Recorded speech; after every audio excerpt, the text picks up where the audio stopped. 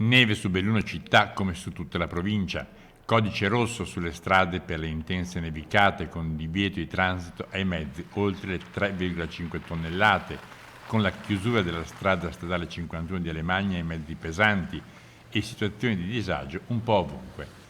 Da Feltre, dove sono caduti ormai 40 cm di neve, ai disagi per la cancellazione di alcuni treni tra Conegliano, Belluno e Caralzo, dal quasi mezzo metro di neve a Tambre all'Alpago, dove sono rimaste chiuse tutte le scuole per una nevicata come non si vedeva da oltre 30 anni.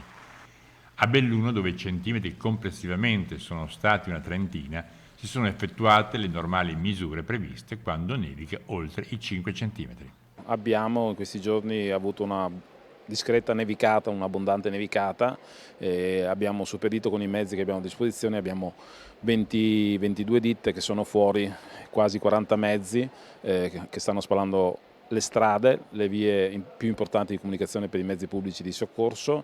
Adesso stiamo provvedendo ai marciapiedi, è una nevicata importante. L'invito in queste condizioni meteo è a non uscire se non necessario, specie per le persone anziane, e l'obbligo per tutti è quello di provvedere a ripulire l'accesso ai propri stabili. Abbiamo avuto qualche disagio, però stiamo reggendo bene, tutto sommato.